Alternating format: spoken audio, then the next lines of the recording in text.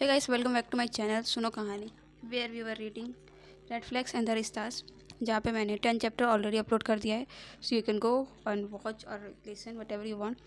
So today I am going to read chapter 11 Playing Hooky. Workaholics, I would always maintain, were peaceful. If you had to be addicted to something, why would you choose work? So the idea that I was turning into one was particularly distressing to me. But between the lead up to Best Man's first wedding and V's boutique decoration, I was finding no time to breathe. The problem was I didn't know which job I disliked more. At the office, I found myself juggling different vendors' requirements, the executive exotic guest list, and of course, the bride and groom's endless tantrums. Planning a big fat Indian wedding, I had realized, was no joke. Traditionally, the burden of orchestrating every detail fell upon the shoulders of the parents, particularly the bride's family. But over time, professional wedding planners had come into the picture to save the big day.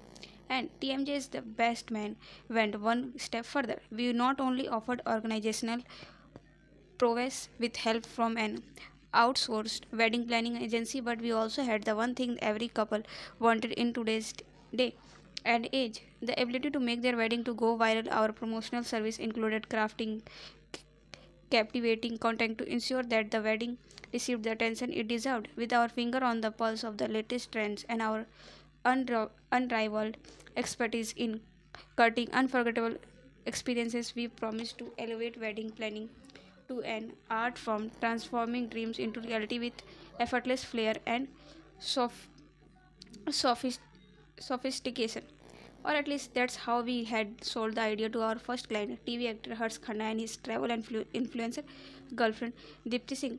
They would agree to come on board, but with a ridiculous number of demands, and the list continues to get longer as we approach the wedding celebration. The latest, for example, was that they wanted TMJ to do an exclusive print issue with the couple of on the cover. We are not a print magazine, Hearts. I I would have to explain to him for the millionth time. That's all right. We can get the magazines printed. Deepti's uncle has a printing business in Sonipat, he had said, looking at his fiancée with eagerness. I'm afraid that's not possible, I said, exhaling in frustration. We are a digital only magazine, and that's our USP. We can't just change that.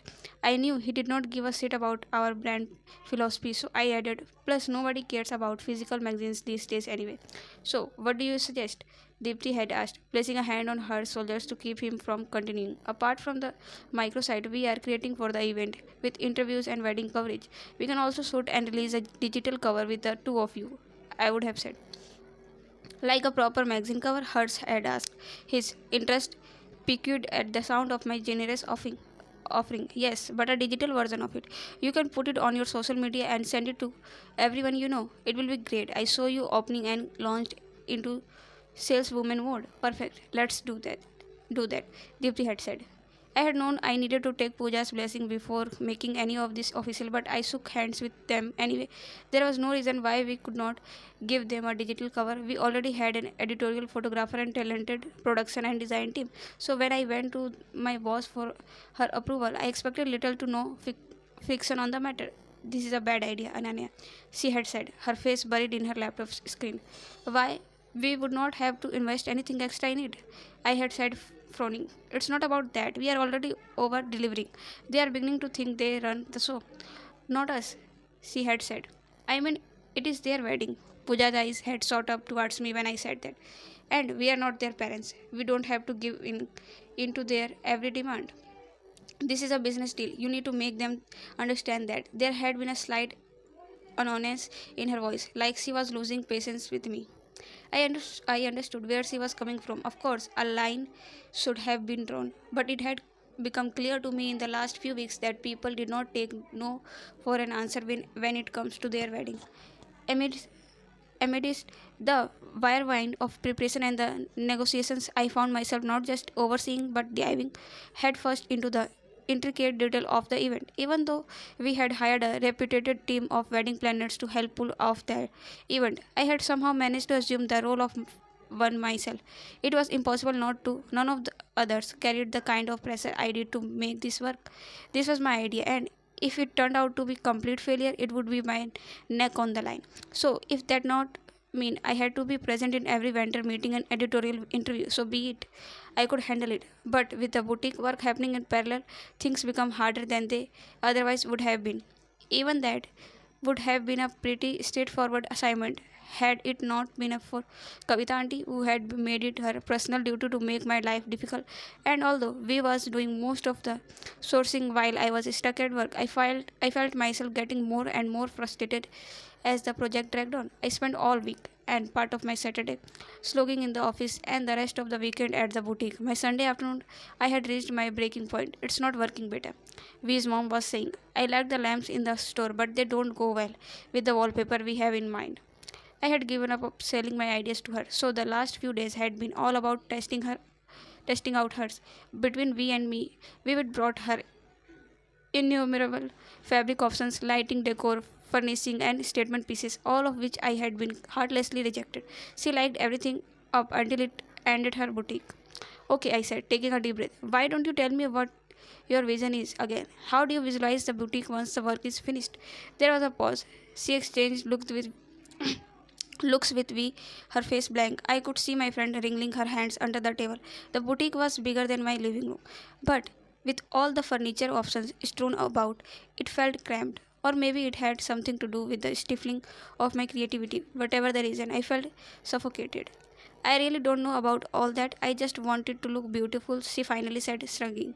I signed, looking away. I had two options. I could either keep at it until I had a meltdown, jeopardizing my relationship with V's family, or I could back out of the project now and, well, jeopardize my relationship with his family. I'm sorry, I said after a minute. Both women were peering at my face, confused. I can't do this. It's taking too much out of me, and this is just not good time right now. I said, my voice apologetic but firm. I was spared some awkwardness when Kavita auntie's phone rang. She picked it up on the first ring and turned around, welcoming the interruption. I picked up my backpack and headed for the door, with V hot on my heels. Annie, we will figure something out. Just give it some time now. Her eyes were pleading with mine. She did not want to be left alone in this. I'm sorry, babe. I just can't, I said and walked out. One thing you should know about me is that I am a very punctual person. Not being on time gives me anxiety. I am a firm believer in the mantra.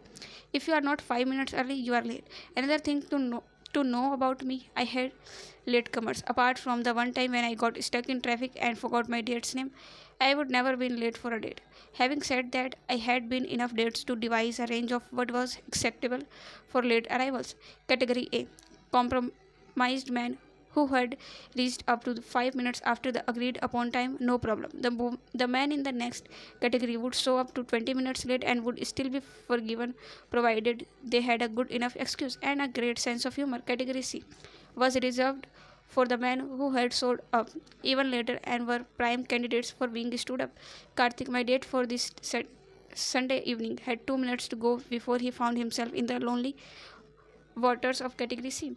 I had come straight from V's boutique to this resto bar in the narrow lanes of Hodgkas village, so I was already in an unpleasant mood. It had felt like the right thing to do at the time, but walking out on her and Kavita auntie had left a sore aftertaste in my mouth. I sat by the bar, sipping the chilled beer I had ordered, trying to analyze my emotions. I felt bad for abandoning V when she was clearly counting on me, but more than that, I was disappointed in myself for not being able to pull this off. I prided myself on being able to deal with clients, even though once like my friend's mother, I hated failure, and this one was no one's but my own. I checked my phone again. It was 6:20 p.m. Karthik had officially entered the red zone. If he show up before I finish my beer, I'll hear him out. I negotiated with myself. The bar stool next to me moved, and I looked up. Two men in suits were placing an order for their drinks. G&Ts. Neither of them looked like my date. The one closer to my smiled in general direction, and I turned around to see if someone was standing behind me.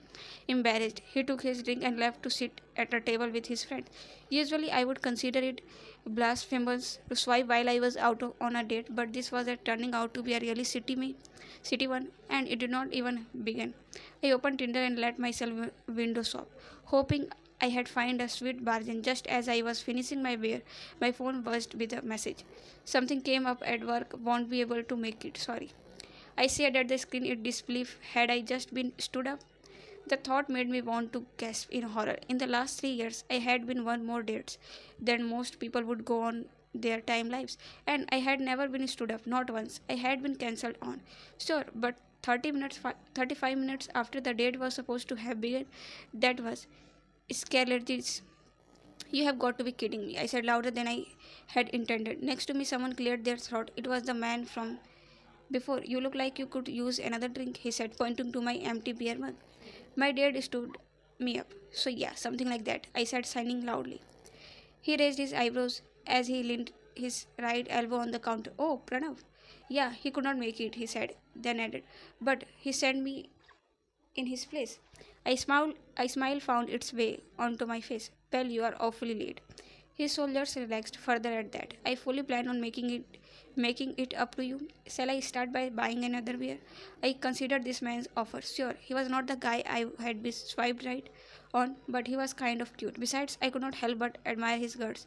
I could never approach people at bars. I preferred hiding behind the comfort of dating apps. That way I could meet 5 times as many people, and if they hit me with a terrible pickup line, I could hit the unmatched button. It was safe, secure, and easy peasy. This, on the other hand, was new. I had not chatted up a non-virtual stranger in ages, probably since college. Are not you have the someone though? I asked, turning around to find a short, muscular man seated at their table. Oh, he is a big man. He will be all right, he said, smiling reassuringly at me. He pulled the bar stool next to mine and propped himself on it. I usually didn't like beards on men, but it suited his longish face. I could see a hint of club hiding behind the facial hair, but his broad chest and big arms drew my attention away from it. He was on the taller side, probably 5 feet 11. His knees touched mine from where he was sitting. So, what kind of fool abandons a pretty girl like you, boyfriend? He asked, clearly hoping I would not answer in the affirmative. I shook my head and said, no one we need to talk about. He flashed me a dazzling smile. I could not help but notice how magnificent his teeth were, even perfectly aligned and blindingly white. I am Madhav, by the way, he said, extending a hand towards me. Oh, you are a shaker, I said, lightly shaking his head. I am Ananya. His friend joined us a few minutes later. I suggested we could all go sit at their table, but Madhav bore his gaze into his friend until he told us he had to leave. Nice friend, I said after he would have left. Colleague? He is technically my boss, he said. Then added when he saw the surprise on my face. We were in the same college before I joined his company, so it's all chill between us. That's pretty cool. I can't imagine what it would be like to friends with my boss, I said greedily sipping the beer that had just been placed in front of me by the bartender. What do you do? He asked, staring his GNTs idly. I was about to tell him when he interrupted. Wait, can I guess? Go for it. You seem like the creative type.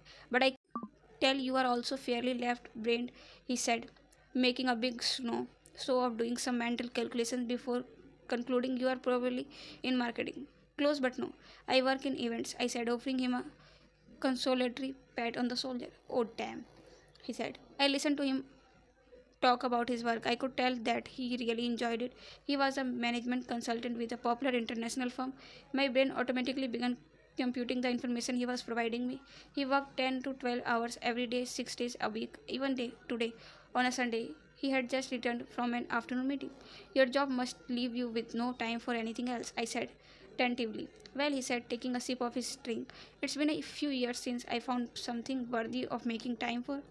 Men will say pretty much anything to get into a woman's pants. I wanted to give this guy the benefit of the doubt, but my past experience told me he had been he should be on no different from all the other MBAs I had dated, busy and always busy. Hold on, I thought I am doing that thing again. You know, the thing where I write men's offer before I have gotten a chance to know them so they can't let me down later. Over the years, I had developed a terrible habit of finding faults even where none existed. I was the opposite of Udesh Chopra's character from Dhoom. I would meet a guy and instantly imagine all the ways it could go wrong with him. In a way, my pessimism, pessimism had worked for me. I had not had a heartbreak in a long time, but on the other hand, I had not found love either. Forgot love. I had not even found a decent chap to date for more than a week. And this guy looked pretty decent. Heck, he might even turn out to be boyfriend material if I give him a chance. that is. Besides, I had to remind myself I needed this more than he did. Another beer, he asked me. I think I should call it a night. Mom's expecting me home for a dinner, I said. She was not. I just figured that if Madha wanted to run for the position of my boyfriend, he would have to put some efforts into this campaign. Having bottomless alcohol with him on the first date was it didn't feel like the right card to play. I wanted to leave him wishing for more. Where do you stay? Can I drop you home? He asked, leaning forward. His face fell when I said the word Noida. I chuckled. Don't worry, you are off the hook, I said. Well, aware that a South Delhi boy offering to drop me home all the way to Noida was the modern equivalent of Shah Jahan building the Taj Mahal for Mumtaz Mahal. We split the bill, downed our drinks, and got up to leave. He opened the door for me and we spilled out into the street. My cab had already arrived. Well, this was fun, he said. It was, I said, motioning to my cab driver to park across the road, and now he just had to seal the deal. I wondered if he was going to chicken out. Let's do it again sometimes, he asked, and I did a mental victory dance. 10 points to Madhav. We fed our numbers into each other's phone and hugged goodbye. He lingered close to me for a second, and I knew he was trying to determine if he should kiss me or not. I don't know if he decided that the setting was not ideal or if it just was not right time, but he did not. Instead, he picked me lightly on my left cheek and pulled away. I smiled at him warmly before crossing the road to board my cab.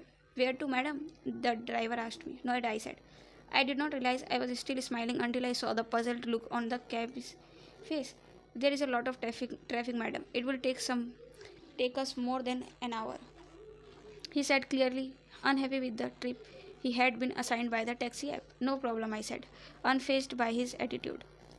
I was in a fantastic mood. This unexpected date had turned out to be to the pick me up, I would say, badly needed after a monstrous week. The fatigue from both my jobs had almost completely washed away. I had no idea that a little bit of flirting and flair deal of validation could revive my mind in such a way. I had no longer felt frustrated or bogged down. In fact, I could feel the wheels of my brain spinning at supersonic speed. I had half a mind to send Karthik a thank you text for playing hooky. Instead, I picked up my phone and typed out a text to me. Can I quit? Can I unquit? I have got an idea.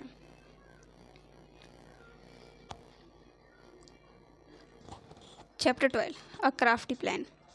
Walk through that with full force and tell me if it hurts, I said, pointing to the mess of calories we had just hung in the changing room doorway. Saurav looked at me like I had asked him to jump off a cliff. When I did not budge, he signed. Come on, is this really necessary? He asked, turning to his girlfriend for support.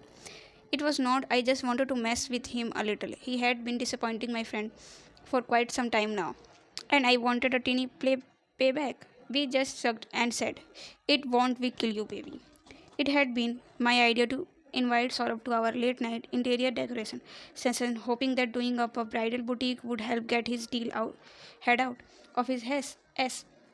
He had promised Verinda he would propose when the time was right. That had been 2 years ago.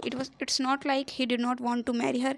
He had just made it perfectly clear that we was the girl he wanted to spend his life with, and yet he eluded the topic every time she brought it up by sweet talking some nonsense into her. The worst bit was he refused to give her a timeline to work with. He could pop down on one knee tomorrow for all we knew, or 15 years later. 2 days ago, he had been cooperative while helping out with the boutique. If not enthusiastic, tonight he was plain grumpy. Fine, he grounded, throwing me an ungracious look.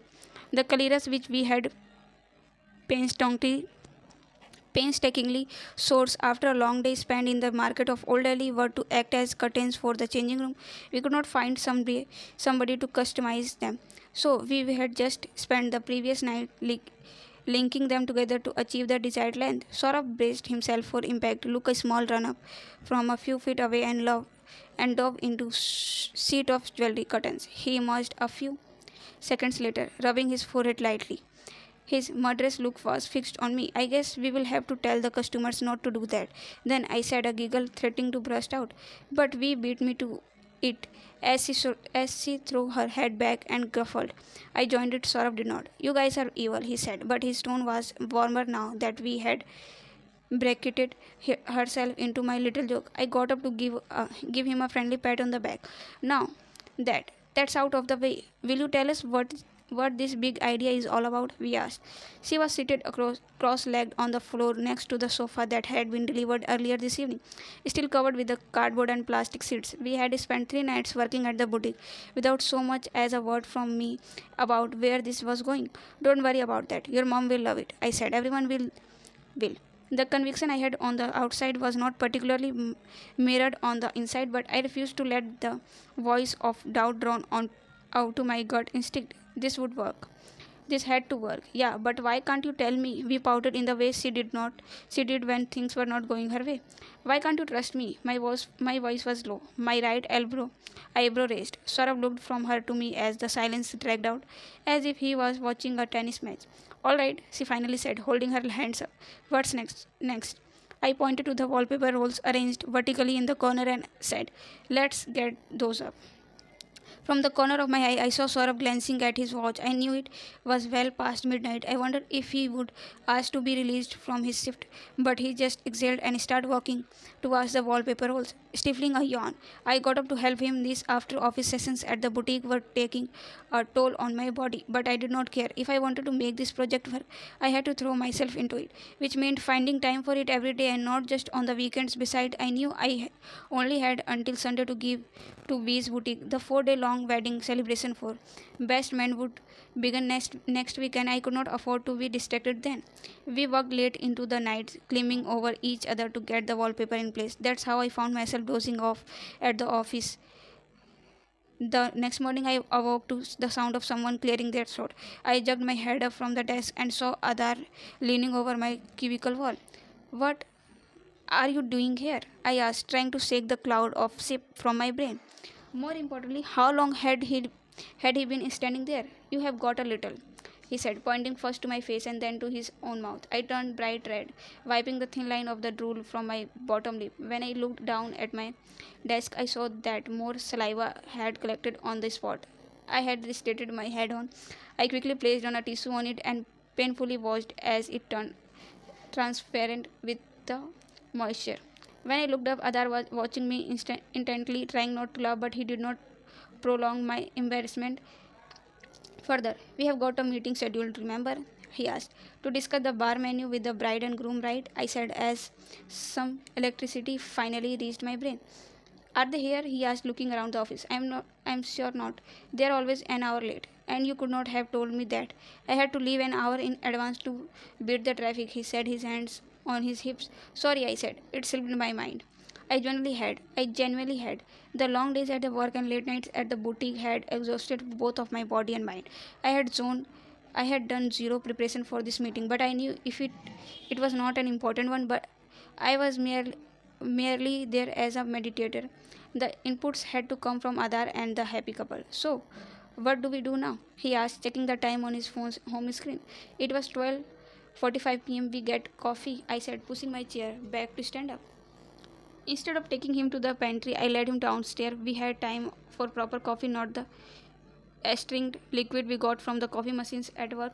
I was heading towards the coffee shop across the road when I noticed Adar was not following me. I waited for him to join me, but instead he began walking to his left. Are you coming? I called out. He did not say anything, just waved at me to come over. What now? I mumbled under my breath before turning around to walk towards him. He was now standing in front of the roadside tea stall that I knew had been on this street for years, and yet I had never fully acknowledged it, let alone tried to drink from it. In fact, I had never seen anyone from my office enjoying a cup of tea at this tapri. A few people from the editorial team bought cigarettes from this guy, but even they had go back up to the office balcony to smoke. Chai? Adar asked. You can get tea there, I said, pointing out to our initial choice of coffee shop.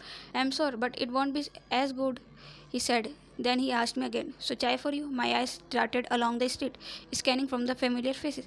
What? Are you afraid someone will see you standing there? Here? Of course not. I totally was. Don't worry, I'm sure the fancy folks at TMJ won't demote you for enjoying an innocent cup of chai at that local tea stall, he said, sounding amused. I would not put my money on it, I thought. Tentatively, I extended my hand to take the glass cup he was holding out for me. Cheers, he said, clicking his cup against mine. The impact made some of the tea spill out, and I winced as the hot liquid went down on my fingers. Oh, sorry, he said. Can you ask him for a tissue? I asked, holding the dripping cup away from my clothes. He chuckled. It's not a Starbucks, madam.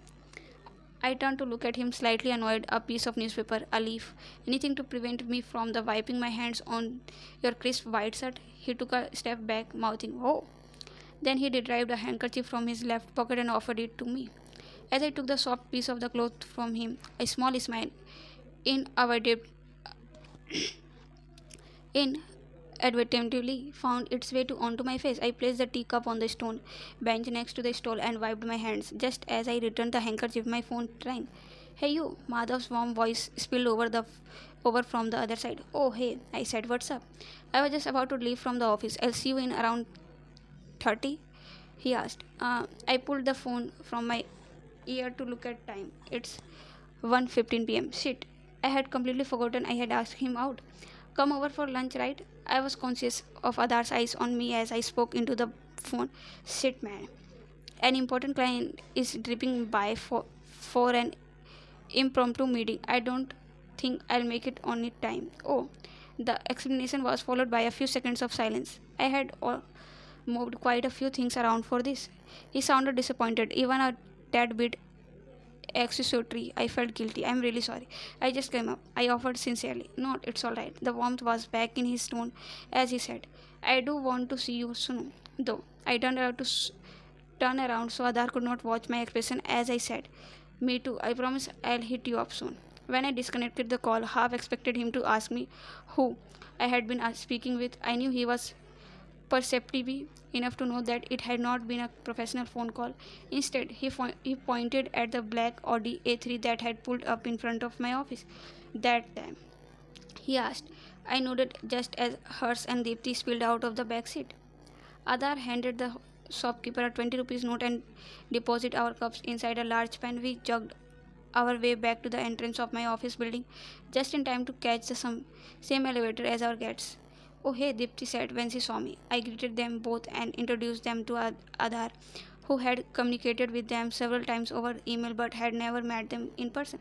"You look different from what I had imagined," she said, smiling at him. "And what was that?" he asked, smiling back. Even though it was just us four in the lift, the space felt compact and pokey. I was facing away from the three of them towards the door. "You know, like an old balding man," she said. "Sorry to disappoint." I wanted to read their face, but I could not turn without making Adar move from his place. I did not have to wait long. The elevator doors pinged as we reached our destination. Had I imagined it, or had they been flirting a little bit in there? Just as I was about to discard the idea, I caught a glimpse of her face. He looked like somebody had just waxed his nose hair. I could not remember the last time I had been this nervous about anything. The night before the big reveal of V's boutique, I could not sleep a wink. I pictured my friend's mother scrutinizing every little detail of the studio. That perpetual frown depending on her brow. There was too much on the line for her to dislike what I had done with place. Verinda had placed far too much trust in me, and I did not want it to be waste. I had gone with my gut. I had taken a risk, and now it was time to see where that would lead me. On Saturday morning, I met V out front. She looked just as tense as felt, and I realized that she had way more at risk than me. She would never hidden anything from her mother, that too professionally. Nevertheless, she squeezed my shoulders in greeting and led me inside the boutique. Even though we had spent the whole of the last week doing up the space, it was a little surreal to see it all come together. I just hope V's mom would feel the same way. "What have you told her?" I asked, removing the cloth covering the royal crimson two-seater sofa. She helped me fold it and tuck it away. Everything had to be perfect, not a thread out of the place. "That you have some new plans to show her," she said, then added reluctantly she was not very thrilled about it. "I bet," I said. I did not exactly deliver the last time around. V's eyes were sympathetic, but she did not deny it. "But I love it now." "I just hope she does too," she said, sweeping her arms around. But by now we knew what was going on. Even though I had not sat her down and explicitly told her, she knew I was going with a theme that I wanted to offer a big fat North Indian wedding experience to every bridal before the actual wedding. She just did not know how I was going to package it. We spent the next hour double checking all the arrangements, eyeing every detail and glancing anxiously at the clock. When Kavita auntie finally arrived, I noticed that she was not alone. A young girl was with her. Who is that? I stopped we before she could open the door. Muskan, she is the bride we have been designing for. I think they are just stopping by before heading to the older boutique, she said, her eyes flirting from the door to me. Oh, okay, this was not in the original plan, but I knew I had no choice but to improvise. If I failed, there would be an extra expector, another pair of eyes to capture my defeat. As the two of them entered through the door, these words came back to me. She's the bride. We have been designing for the bride. And just like that, I knew I had to sell my idea to her, not auntie. Channeling my most agreeable tone, I stepped forward to greet them. I could see Vi's mom looking around in puzzlement, but I did not give her time to get overwhelmed. Hello, ma'am, I said, nodding and smiling at the both of them. Welcome to Akira Kocher. The confusion on Auntie's face dissolved for a teeny moment as she returned my smile. Muskan peered back at me pleasantly, and it in a desperate moment I tried to communicate with her telepathically. Please, please, be impressed. What's all this? Auntie asked, turning to face me, who was almost hiding behind me. Your new and improved boutique, I said with a confidence I did not quite feel. Let me show you around. I led them to the sofa against the right wall, which faced a cushioned bench. Before I began showing the beautiful bride our collection, I would like to tell you both a little bit about the design of the studio itself and how it seeks to symbolize the North Indian bride. I began walking deliberately to the wall behind them. Every inch of this boutique, be it this minimal mehendi wallpaper, I said as I traced a finger down on the mandala borders on the wall. Or this mandap themed seating area is designed to give you a complete bridal experience. I walked over to the color shaped side table next to where auntie was seated. We pride ourselves on borrowing from the rich Hindu traditional of the north, but don't be fooled. We are also modern, progressive and futuristic, I said, opening the doors to the colors cabinet to reveal a mini bar. We held me a pour two glasses of champagne as I continued my presentation. At Akira Culture, we understand how special the wedding day is for any bride, and we are honored that you have given us the opportunity to make it even more special, I said, pausing to smile broadly at Muskan. Vi's mom was looking around, taking in the space. I knew she had not been expecting this. I just hoped I had left her surprised, not shocked. Muskan, on the other hand, had her eyes fixed on me. She was listening to me intently. I realized the perfect bride deserves the perfect dress, I said, and paused for a second before adding, it's not your job alone to find it. The dress must find you, and that's where we come in. We handed out the champagne glass just as I placed two tablets in front of each of them. For the next 10 minutes, I let them browse through the presentation I had worked on over the last 2 nights, and in between breaks at work, I had digitized the bridal collection with V as my model. I spoke at the length about the customization possibilities, how our designers would work extra hard to ensure every little detail was perfect. Akira Coaster is a safe place. We want you to know that we are here for you. We understand you, and we want to give you exactly what you want. Nothing more, nothing less, I concluded. For the next few seconds, nobody said anything. My heart began palpitating, and I wondered if I had totally blown this. Then Muskan broke into light applause before raising her champagne glass in my direction. That was so amazing. Wow, I thanked her, letting a little ray of hope seep into my chest. But I knew she was not calling the shots here. Kavita auntie stood up, her face completely blank. The three of us watched in silence as she moved around the boutique, tracing her fingers along the wallpapers, pausing to inspect the ceiling of the modern mandap. She then walked over to the clothing racks where we had hung up a few pieces of effect. I had to resist the urge to crane my neck to follow her to the dressing area. We and I exchanged glances. Muskan excused herself to make a phone call and stepped outside. What do you think? I whispered to my friend. She held up her hand, crossing all our forefinger and giving them a kiss for extra luck. So, we heard her voice before she emerged from behind the dressing area, followed by the sound of Kalira's wrestling. Who authorized the fund for this? I did, Mom, we said, her voice unsure. Without asking me, she was now approaching us with firm steps. We turned to look at me as if asking me for help. I took a chance. Auntie said, fixing her gaze first on her, then on me. Well, I am glad you did. You are. I had no idea I had said it out loud until she chuckled, placing her hands on both of my shoulders. Yes, beta. I am glad. I like that you have given a sort of theme to the place. It's meaningful and symbolic of the business we are in. And that's what I love about it. I did not realize I had been holding my breath until I exhaled in her face. She laughed again, and my heart rate began to speed up. So you like it? I needed to hear her say it. I really do. Congratulations, she said, and I heard we squealing behind her. I had done it.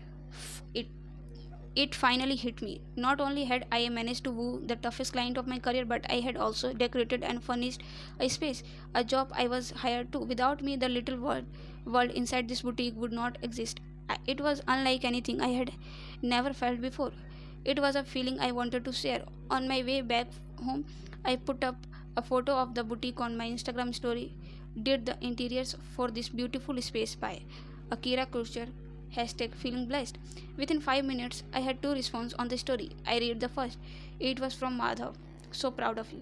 The next one was from the handle that had not previously entered my chats. At that, this is Adar. I do not even know he followed me. Looks neat. Didn't you know you had it in you? My fingers automatically began typing out a response. A compliment? You must want something from me. I stared at the three little dots dancing on the bottom left corner of our chat box. What kind of man do you think I am? I sent my text, then caught a glimpse of myself in my phone's screen reflection. Immediately, I stopped smiling. You are the devil reincarnate. A devil who carries a handkerchief in his pocket. I chuckled at the absolutely forgetting that the chat box from Madha was waiting for my response. So guys हमारा भी यहाँ पे 2 chapter ख़त्म होता है from the red flags and the रिश्तास. तो मिलते हैं आपको नेक्स्ट वीडियो में. जब तक आप बताते रहिए कि आपको ये बुक कैसी लग रही है. मुझे तो ठीक लग रही है, मतलब ठीक है, सही लग रही है. और इंडियन ऑथर की तो ऑफकोर्स अच्छी लगेगी, बट ऐसा नहीं है कि इंडियन ऑथर की ये तो ज़्यादा अच्छी लगी, बट सही लग रही है मुझे ये बुक. आप अपना रिव्यू दे सकते हैं कि आपको ये बुक कैसी लग रही है. For now goodbye. Thanks for watching and do comment to like share and subscribe my channel.